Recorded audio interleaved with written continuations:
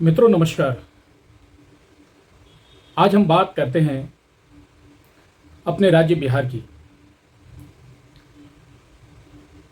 पिछले 2-3 दिनों से जिस प्रकार की घटनाएं बिहार और पूरे देश भर से निकल कर आ रही हैं वो मन को बड़ा विचलित करती हैं।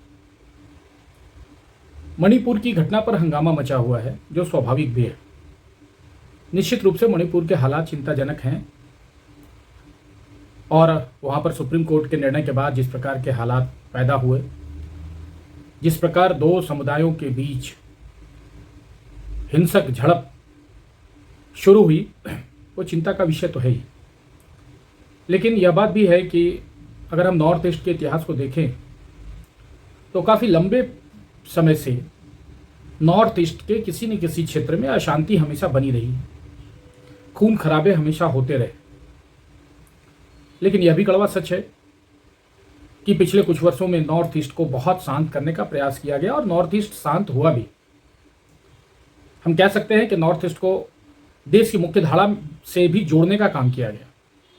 जिस प्रकार के डेवलपमेंट के काम नॉर्थ ईस्ट में हुए, जिस प्रकार से सरकारों से, देश के अन्य राज्यों से नॉर्थ ईस्ट के संपर्क बढ़े और अन्य राज्यों के लोग भी नॉर्थ ईस्ट में उनका आना जाना लगा, उससे यह महसूस किया जाने लगा कि वाकई में नॉर्थ ईस्ट के जो अन्य राज्य हैं, जो 7 सिस्टर्स हैं, वह भी हमारा ही अंग है।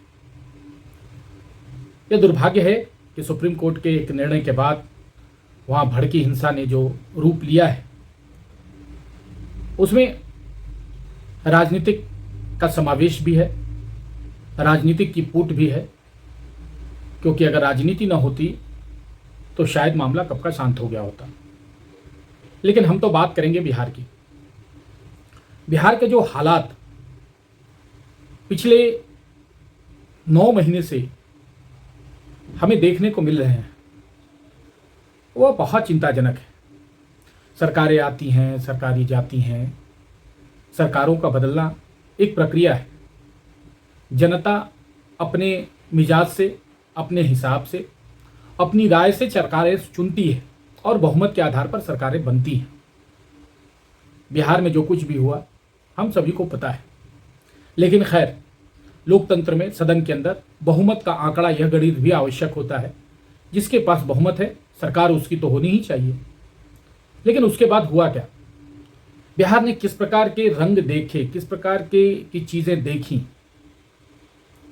बिहार का माहौल प्रत्येक दिन जाति सूचक शब्दों का इस्तेमाल, प्रत्येक दिन किसी न किसी बैंक का लूट जाना, प्रत्येक दिन कहीं न कहीं किसी न किसी जिले में किसी महत्वपूर्ण व्यक्ति की हत्या हो जाना, पटना की सड़कों पर सरेआम चैन स्नैचिंग की घटना हो जाना। बालू और शराब तो खैर बहुत पुराने दिनों से एक प्रकार से बिहार की शोभा बढ़ा रही है। तब भारतीय जनता पार्टी भी सत्ता में होती थी। लेकिन यह बात भी सही है कि पिछले 17 वर्षों की राजनीति में बिहार में काफी बदलाव हुए।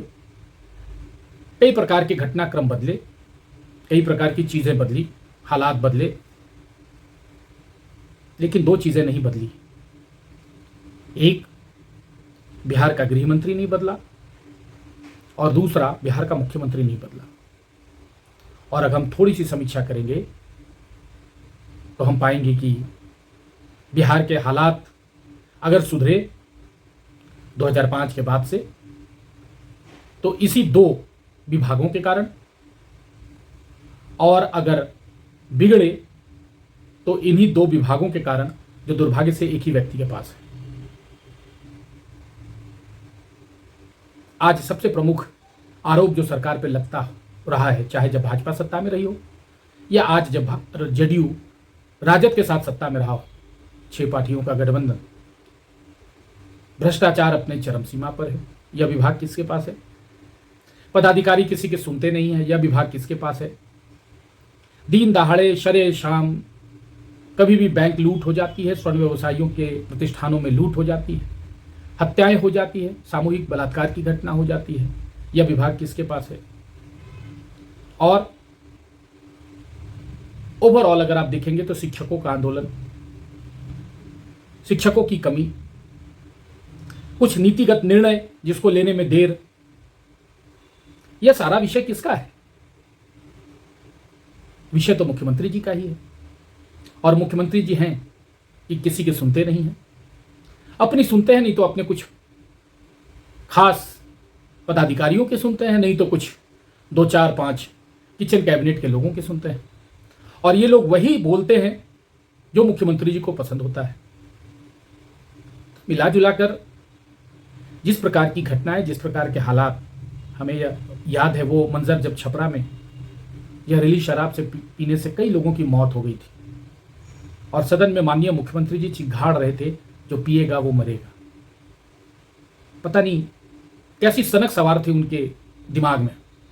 और कुछ महीनों के बाद वही कहते हैं कि नहीं नहीं, जो पिएगा वो अगर मरेगा तो हम उसको मुआवजा देंगे। कोई एक ऐसा व्यक्ति जो अपनी ही बातों पर, अपने ही निर्णय पर कायम न हो, एक ऐसा व्यक्ति जिसने 2006 में जो नियमावली शिक्षकों की भर्ती का लाया हो और 2023 में कहता हो कि नहीं नहीं नहीं, 22 में कहता हो कि नहीं नहीं नहीं, वह नियमावली तो गुणवत्तापूर्ण थी ही नहीं। अब जो नियमावली आएगी वो गुणवत्तापूर्ण होगी।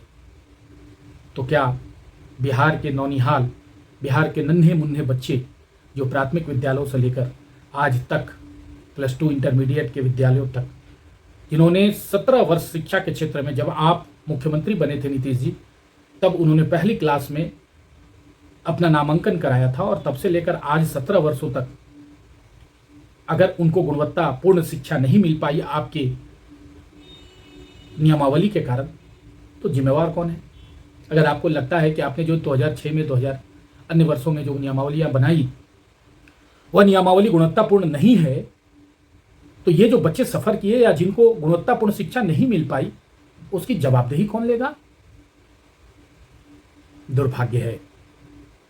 17 वर्षों में तो अगर सरकार की इच्छा शक्ति हो तो कोई भी राज्य एक रोल मॉडल बन सकता है, लेकिन दुर्भाग्य है ये 15 वर्षों का जंगल राज, जिसकी चर्चा करना ही बेकार है, अपना समय गंवाना है।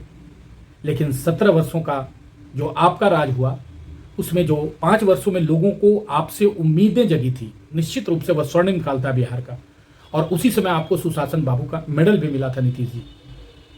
उस काल में अगर आप कंटिन्यू करते, अगर आप अन्य चीजों में ना फंसते, एक मॉडल बिहार का तय करते, तो आज बिहार निश्चित रूप से अग्रणी राज्यों में, बिहार देश के अग्रणी राज्यों में एक होता। लेकिन आश्चर्य तब हुआ जब आप 2020 के चुनाव में लोअर हैंड हुए, आपके विधायकों की संख्या कम हुई और जब भारतीय जनता पार्टी के मंत्रियों ने करिश्माई प्रदर्शन किया 13-14 महीनों में और अपने विभागों में महत्वपूर्ण फैसले लिए और महत्वपूर्ण आश्चर्यजनक परिणाम लाए, खास करके उद्योग विभाग में, जिस पर कि आपने खुद टिप्पणी की थी कि आपने तो सोचा ही नहीं था और ना आपसे हो पाता। जब बिहार उद्योग के क्षेत्र में, रोजगार के क्षेत्र में एक नए आयाम लिखने की दिशा में आगे बढ़ रहा था, आपने उस बिहार को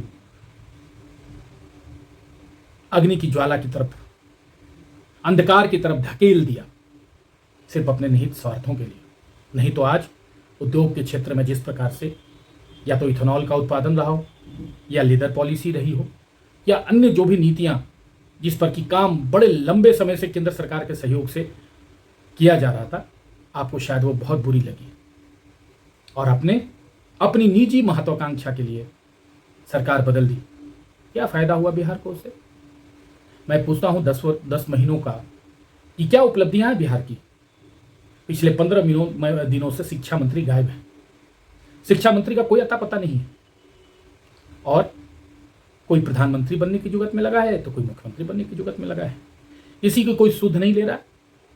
सचिव, अपर सचिव विभागों को चला रहे हैं। किसी भी मंत्री की अपने विभाग के प्रति कोई जिम्मेवारी नहीं है। लग ही नहीं रहा है कि बिहार में कोई सरकार है और यह सरकार किसी के नियंत्रण में, खास करके मुख्यमंत्री के नियंत्रण में तो कतई नहीं दिखता। कल परसों जो एक महिला के साथ बलात्कार हुआ, बहुत दुखद घटना है। उसके पति को खंभे से बांधकर उसके सामने जिस प्रकार से उस महिला के साथ सामूहिक दुष्कर्म हुआ। और हाल के दिनों में जिस प्रकार से दिन दहाड़े मुजफ्फरपुर में एक व्यक्ति की हत्या हो जाती है, 10 मिनट तक गोलियां चलती रहती है।